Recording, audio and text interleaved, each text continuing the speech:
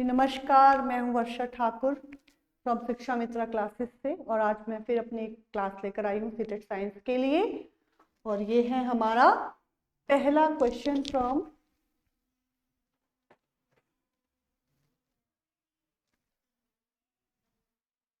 This is our first question. So let's start from our first question, which is actually from, sorry, this is not first question, this is second. Now this is our first question. Sorry for the interruption. This is our first question, and light rays from an object fall on a surface and gets reflected in a completely diffused manner. What can you say about the nature of the image of the object? हाँ जी, मैं अपनी पहले भी जो मेरी classes, जो मेरी videos है मेरी क्लासेस की, उसमें बता चुकी हूँ लाइट के बारे में, इमेजेस के बारे में। और यहाँ पर मैं उन सभी चीज़ों को कंक्लूड करूंगी, और जिनको इमेजेस से रिलेटेड डाउट है वो मेरी पिछली क्लासेस की वीडियोस देख सकते हैं।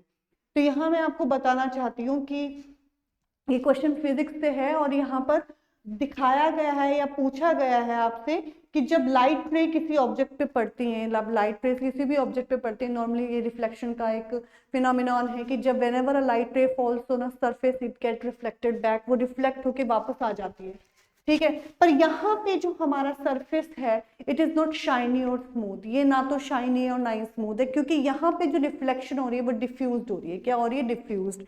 डिफ्यूज्ड मतलब इरेगुलर मैनर में। किसमें? इरेगुलर मैनर में। तो यहाँ पर मैं आपको बता दूं कि reflection is of two type, one is diffused या फिर इरेगुलर और दूसरी है रेगुलर। तो यहाँ पर मैं आपको बताना चाह रही हूँ कि डिफ्यूज्ड से क्या मतलब है और रेगुलर से क्या मतलब है। रेगुलरली अगर आप देखें तो लाइट रेज, अगर आप रेगुलरली की बात करते हैं तो आप यहाँ देख सकते हैं जो नॉर्मल रिफ्लेक्शन पैटर्न होते हैं हमारे। आप यहाँ देखिए, दिस इज योर सरफेस। क्या है? ये आपका स्मूथ एंड शाइनी सरफेस है, और इसके ऊपर जो है these are the incident light rays. क्या है? ये इंसिडेंट लाइट रे है और ये रिफ्लेक्ट हो रही है। There is another incident light ray and it is also get reflected, ठीक है। there is another incident light ray and it also get reflected। तो इस तरह से आप देख सकते हो कि सारी इंसिडेंट लाइट रेज हैं और ये बारी बारी से क्या हो रही है? रिफ्लेक्ट हो रही है। क्या हो रही है? रिफ्लेक्ट हो रही है। तो आप ये देख सकते हो कि ये all these incident light rays are parallel and all the reflected light rays are also parallel to each other. Now here you can see that again, अगर आप नॉर्मल से देखें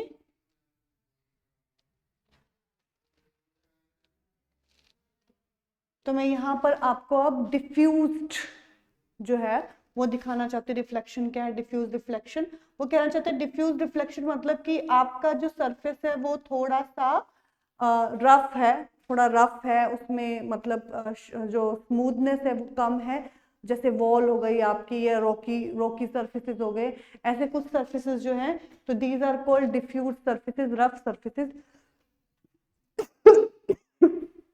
सॉरी, यहाँ पे जो रिफ्लेक्शन हो रहा है that is called diffused manner, क्योंकि आप देख सकते हो कि यहाँ पर these are all your incident light rays, these are all your incident light rays, these are all the incident light rays, but they are not actually running parallel। ये कोई ऐसे जा रही है, कोई ऐसे जा रही है। so these are actually intersecting each other after reflection, they are not running parallel to each other, they are actually intersecting each other। so in such type of diffused reflection, the more chances is that there will be no image formation will take place। so the answer is B, ठीक है। and then our next question is, in order to slide a huge box lying on the ground in her room, Reshma should apply a force which is greater than which of the following forces? आजकल मौसम ऐसा हो रखा है, थोड़ी थोड़ी सर्दियां बढ़ रही हैं, इम्यूनिटी वीक हो रही है, सर्दी जुकाम थ्रोट इन्फेक्शन, जिसके कारण थोड़ा सा कफ हो जाता है। तो इंटरप्शन के लिए I am really very sorry, but I will continue with my next question. वो कह रहे हैं कि एक भारी बॉक्स, बॉक्स को रूम पे रख रखा है फ्लोर के ऊपर and she has to slide it. जैसे नॉर्मली हम करते हैं, क्या करते हैं, कई भारी चीजें होती हैं तो उसको धक्का देकर एक जगह से दूसरी जगह खिसकाने की कोशिश करते हैं, जब हमें चाहिए कि वो चीज जो है वो वहां ना रह के कहीं और शिफ्ट कर दी जाए। तो क्या करते हो आप लोग अब उस भारी चीज को अगर आप अकेले हो तो आप उसको स्लाइड करने की कोशिश करते हो अपने दोनों हाथों से। वही हमारी रेशमा जी कर रही हैं। हमारी रेशमा जी चाहती हैं कि उनके रूम में जो भारी बॉक्स पड़ा हुआ है वो भारी बॉक्स जो है वो उस रूम में ना रहे, ठीक है, इसीलिए वो उसे खिसका कर किसी दूसरी जगह शिफ्ट करना चाहती है। तो उसके लिए वो उसको क्या कर रही है, अपने हाथों से, दोनों हाथों से उसको स्लाइड करने की कोशिश कर रही है बाय अप्लाइंग अ फोर्स। तो Reshma should apply a force which is greater than which one of the following forces. वो कहना चाहती है कि रेशमा इनमें से कौन सी फोर्स अप्लाई करे, किस फोर्स से ज्यादा फोर्स लगाए। तो सबसे पहले मैं आपको बता दूं कि यहाँ पर जो फोर्स लगी हुई है that is a static force. क्या है वो? स्टैटिक फोर्स है which is applied on the stationary object. और स्टैटिक फोर्स कुछ ऐसी फोर्स होती है कि जितना एक वीक फोर्स होती है वो, जब आप हैवी ऑब्जेक्ट पे, एक स्टेशनरी ऑब्जेक्ट पे आप वो फोर्स लगाते हो, तब जब वो वीक फोर्स को आप लगाते हो टू स्लाइड इट, तो बदले में क्या मिलती है, रिटर्न बैक में आपको रिवर्स फोर्स अपोजिट डायरेक्शन में आपको वापस मिलती है। तो कहने का मतलब ये है कि you are applying the force and in return you are getting a force. So that's why static force is a weak force, and in this type of force there is always, whenever you apply that static force to a stationary object, there always a force in opposite direction also, ठीक है। तो static force जो होती है वो बहुत ही weak force होती है, जिसकी वजह से ऑब्जेक्ट जो है वो आपकी स्लाइड प्रॉपर्ली नहीं हो रहा है। And the correct answer is static force here, because जो स्टैटिक फोर्स है उससे ज्यादा की फोर्स आपको लगानी पड़ेगी यहाँ पर, क्योंकि स्टैटिक फोर्स की वजह से ही object is not able to move, ठीक है। नेक्स्ट,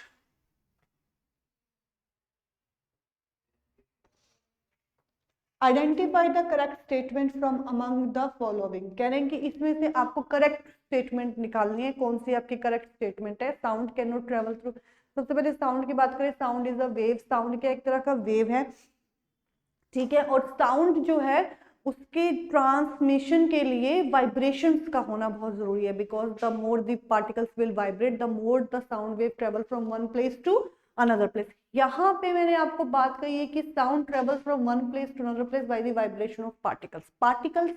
पार्टिकल्स होते हैं आपके, जैसे गैस में हो गए, एयर पार्टिकल्स हो गए आपके, सॉलिड और लिक्विड के में भी पार्टिकल्स होते हैं, ठीक है। एटम्स एंड मॉलिक्यूल्स, गैसेस में भी एटम्स एंड मॉलिक्यूल्स रहते ही रहते हैं। तो कहने का मतलब ये matter, sound always travel in a matter, ठीक है, because sound waves to travel from one place to other place required some kind of vibration. Vibrations जो होती हैं वो वन पॉइंट से दूसरे पॉइंट में क्या करती है, ट्रेवल करती है। तो sound wave travel from one place to another with the vibration of the particles, ठीक है।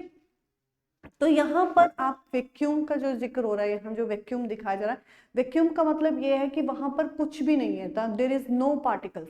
तो without particles sound can not be travel. तो फर्स्ट वाला जो स्टेटमेंट है वो बिल्कुल करेक्ट है, because sound can not travel through vacuum, sound require particles to travel, ठीक है। तो यहाँ पर sound can not travel through vacuum वाला जो स्टेटमेंट है that is correct. Pitch of the sound is determined by its amplitude, बिल्कुल भी नहीं। एम्पलीट्यूड अगर आप देखें, ये आपकी साउंड वेव है, क्या है आपकी साउंड वेव है। तो height of the crest and depth of the trough, this is, ये जो अपर पोर्शन है दिस इज क्रेस्ट एंड ये लोअर पोर्शन जो है ये ट्रफ है। तो इसकी जो हाइट है इट इज ऑल्सो एम्पलीट्यूड, इसकी जो डेप्थ है इट इज ऑल्सो एम्पलीट्यूड। तो height of the crest and depth of the trough is called amplitude. और एम्पलीट्यूड जो है उसका जो स्क्वायर है, square of amplitude is directly proportional to the loudness. किसके ऊपर डिपेंड करती है? लाउडनेस के ऊपर। तो आप ये देख सकते हो कि अगर आप किसी साउंड का लाउडनेस बढ़ाना चाहते हो तो you have to work on its amplitude. तो आपको उसके एम्पलीट्यूड के ऊपर वर्क करना पड़ेगा, because the square of the amplitude is directly proportional to the loudness. जितना ज्यादा एम्पलीट्यूड बढ़ाओगे साउंड की लाउडनेस उतनी ज्यादा बढ़ जाएगी, ठीक है। Next is the lower the frequency of the vibration higher is the pitch. नहीं, frequency and pitch both are related. Higher the frequency higher the pitch. तो this is again the statement is wrong, ठीक है। तो pitch is known as it is the measure of the shrillness of the voice, ठीक है। आपकी जो sound है उसकी श्रिलनेस को मेजर करता है क्या, पिच की। आप देख सकते हो जो फीमेल्स होती हैं उनमें उनकी आवाज जो होती है वो थोड़ी सी पतली होती है, श्रिलनेस इज देयर, तो that is high pitch sound, ठीक है। और जो बॉयज की आवाज होती है वो होर्स होती है, थोड़ी सी श्रिलनेस उसमें कम होती है, that is low pitch sound. तो आप ये कह सकते हो कि हाई पिच साउंड के लिए फ्रिक्वेंसी भी क्या होनी चाहिए, हाई होनी चाहिए। तो what is pitch, pitch is the measure of the shrillness of sound. ये देसी भाषा में आप कह सकते हो कि किसकी आवाज कितनी पतली है, ये पिच बता देता है, ठीक है। तो shrillness of the sound which is known as pitch, that it is measured in terms of frequency। frequency क्या होती है ये मैं अपने पिछले वीडियोस में बता चुकी हूँ, अगर आपको डाउट है तो you can go and see that videos, ठीक है। उसके बाद the loudness of sound is determined by the frequency of the vibration। बिल्कुल भी नहीं, अभी मैंने आपको थोड़ी देर पहले दिखाया ही है कि जो loudness है that is directly proportional to the square of the amplitude। तो यहाँ पर ये सारी बी सी डी सो सारी बातें ये बिल्कुल गलत हैं। और साउंड को लेकर जो एक बात करेक्ट है वो ये है कि sound can not travel through vacuum, ठीक है। तो यहाँ पर this is the correct answer.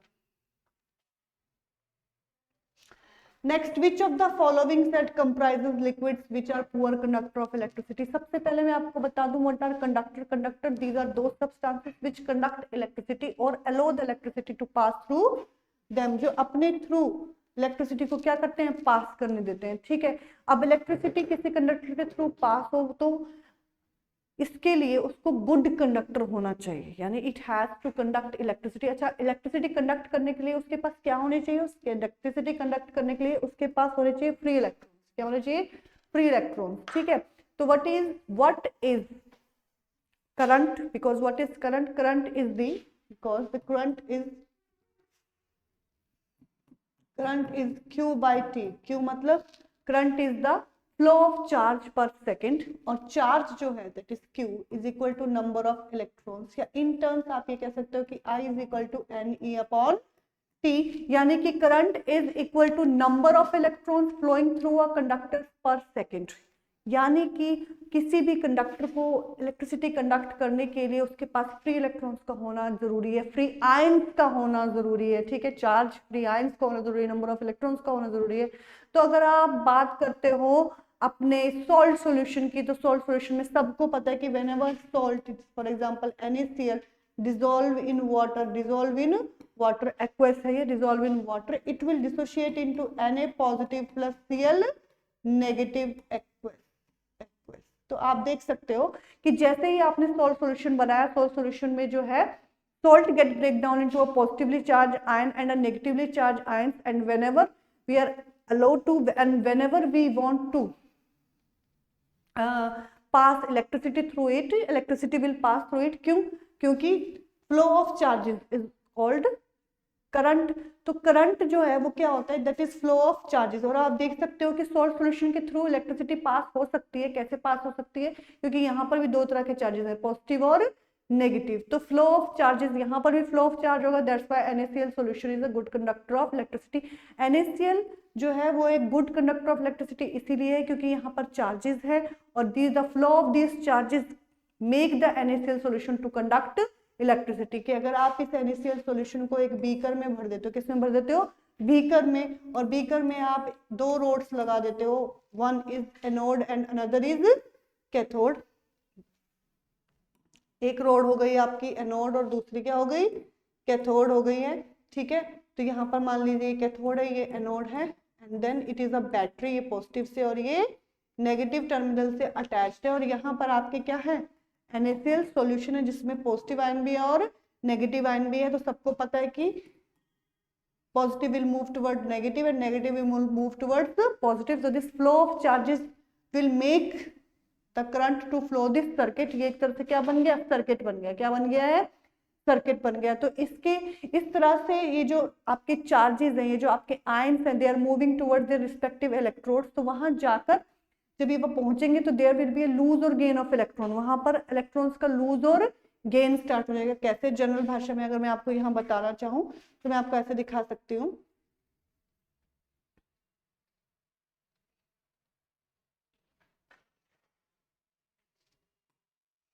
कि suppose this is your beaker and it has two electrodes, one is cathode and another is anode. This is cathode connected with negative charge, this is anode connected with positive charge. और यहाँ पर एक metal ion है A positive, दूसरा मतलब दूसरा जो दूसरा ion है which usually belongs to a non metal, तो आप देख सकते हो it is B negative, and whenever the process will start, the A will move towards C and B will move towards A because opposite charges attract each other. So this cathode will carries negative charge, so positive ion will goes towards it, and the anode carries negative positive charge, and जो B negative ion will move towards anode. तो मैं एक बार फिर से कह रही हूँ कि cathode carries negative charge, anode carries positive charge, and these two oppositely charged ions will move towards their respective electrodes. ये अपने अपने respective electrodes की तरफ चले जाएंगे because the opposite charges attract each other. वहाँ जाकर क्या होगा, there will be, as you know, B negative will loses one extra electron, ठीक है, this is the extra electron negatively charged, and then that electron will start flowing in the circuit. That electron will start flowing in the circuit, and flow of electron is known as current. That electron then again gained by the positive charge ions, and it will converted into atom A. तो in this way आप देख सकते हो इस पूरी की पूरी process में इलेक्ट्रॉन इज जनरेटेड, इस पूरे के पूरे प्रोसेस में एक इलेक्ट्रॉन क्या हो गया, जनरेट हो गया, and that particular electron start moving in this circuit and the flow of electron is known as current. तो हम ये कह सकते हैं कि सॉल्ट सॉल्यूशन में जब आप सॉल्ट को पानी में डालते हैं तो वो पॉजिटिव और नेगेटिव आयंस में टूट जाता है, और पॉजिटिव और नेगेटिव आयंस में टूटना ही एक कारण है कि salt solution conduct electricity. Because of this process you can see that the lose of electron process called oxidation and gain of electron is called reduction. तो आप देख सकते हो कि सॉल्ट जब पॉजिटिव और नेगेटिव आयंस में टूटता है तो इस तरह से ऑक्सीडेशन और रिडक्शन प्रोसेस होता है, एंड इस दौरान इलेक्ट्रॉन जनरेट होता है which start flowing in this circuit. तो इस तरह से इस सर्किट में वो फ्लो करता है and make this solution to conduct electricity, because flow of electron is called electricity. तो आप ये कह सकते हो कि सॉल्ट सॉल्यूशन कंडक्ट इलेक्ट्रिसिटी, ठीक है. And this process called electrolysis. ये पूरा का पूरा जो प्रोसेस मैंने दिखाया है बिल्कुल जनरल वे में, दैट इज इलेक्ट्रोलाइसिस, ठीक है. उसके बाद अगर आप लेमन जूस की बात करें, बिल्कुल lemon juice also carries these ions because lemon juice belongs to citrus fruits. किसको बिलोंग करता है, सिट्रस फ्रूट्स को. और सिट्रस फ्रूट्स में एक तरह का एसिड होता है that is called citric acid, and all the acid, सबको पता है, all the acids when dissolve in water dissociated into positive and negative ions, and you can see what are positive और negative ions can do. So then vinegar की अगर आप बात करते हो तो विनेगर जो है वो इथेनोइक एसिड का जो है कॉमन नेम है. Vinegar is the common name of ethanoic acid. किसका कॉमन नेम है, इथेनोइक एसिड का. और इथेनोइक एसिड का जो फॉर्मूला है जनरली वो है CH3COOH. और अगर आप इसको पानी में डिसॉल्व करते हो, when you are going to dissolve it in water, तो अगर आप इसको पानी में डिसॉल्व करते हो, उसके लिए मैंने एक्वस लिख दिया, तो it will dissociate into CH3.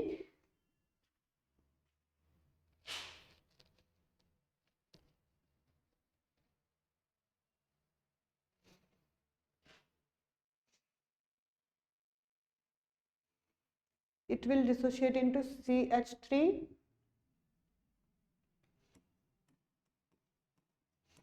COO negative plus H positive. Again you can say that there are again two ions are generated, one is positive another is negative. Flow of ions is conductive. Flow of ions helps the vinegar to conduct electricity. तो इस तरह से पानी में जब आप ethanoic acid को dissolve करते हैं, mostly what is vinegar, 5% of ethanoic acid is vinegar, ठीक है. यानी कि 5 ग्राम या 5 millilitre of ethanoic acid when dissolve in 5% of acetic acid is called vinegar. इसका मतलब ये हुआ कि 5 मिलीलीटर आपका इथेनोइक एसिड है, साथ में उसमें 95 मिलीलीटर 95 मिलीलीटर क्या है, उसमें वाटर है, ठीक है. और इन दोनों से मिलके बना आपका 100 मिलीलीटर जो आपका सॉल्यूशन बना है दैट इज कॉल्ड विनेगर, उसको क्या बोलते हैं, विनेगर बोलते हैं। तो 5% of ethanoic acid is known as vinegar. तो यहाँ पर आप देख सकते हो vinegar is a good conductor of electricity because when vinegar जो है it is dissociated into negative and positive ions and the flow of these charges helps the vinegar to conduct electricity।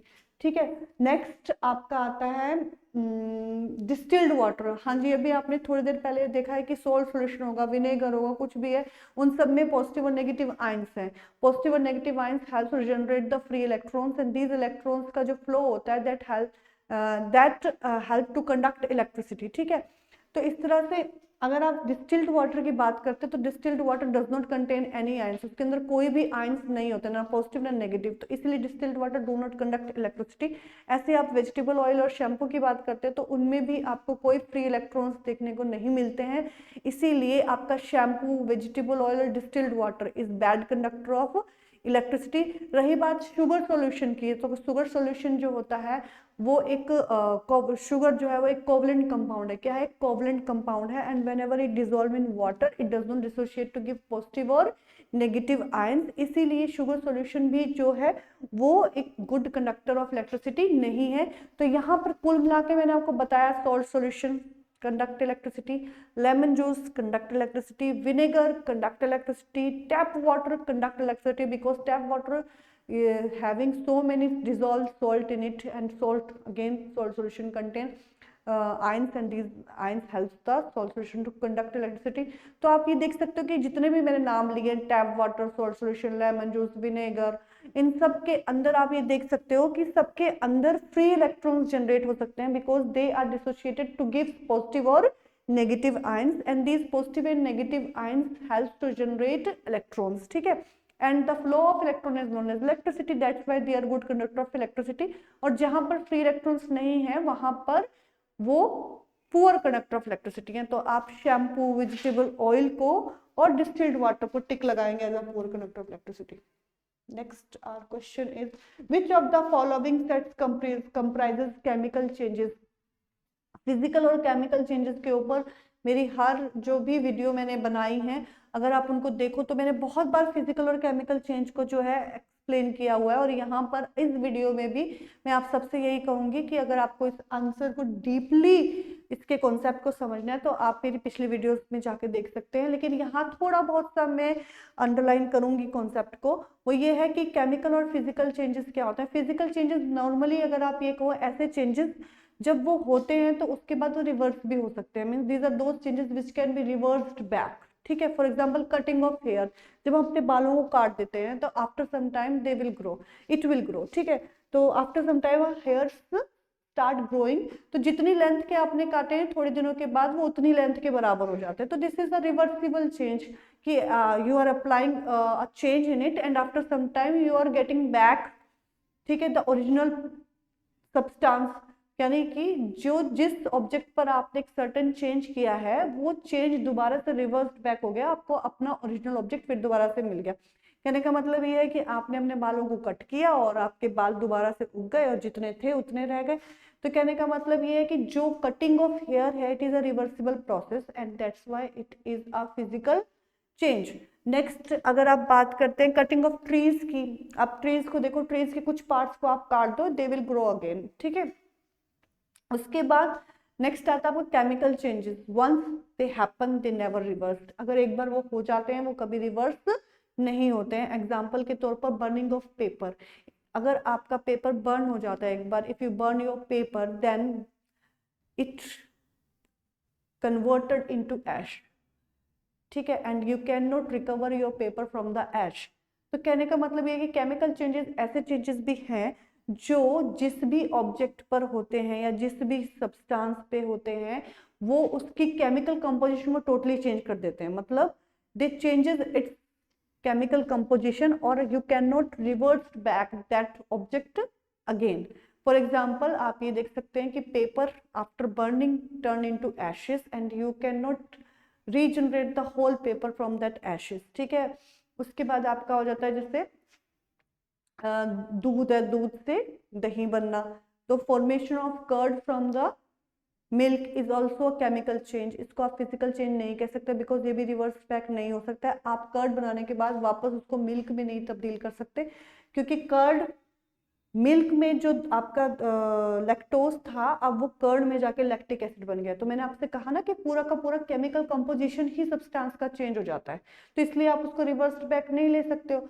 तो आप ये देखिए कि जब मिल्क था उसमें जब कर्ड बना तो मिल्क के अंदर जो लैक्टोज था वो किस में चेंज हो गया, लैक्टिक एसिड में। ठीक है, now lactic acid you are not convert back lactic acid into lactose, यानी you are not able to convert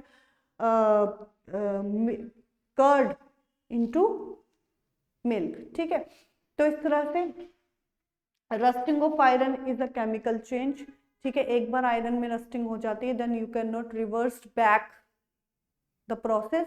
उसके बाद burning of paper and digestion of food, ठीक है, the food which is digested inside your body.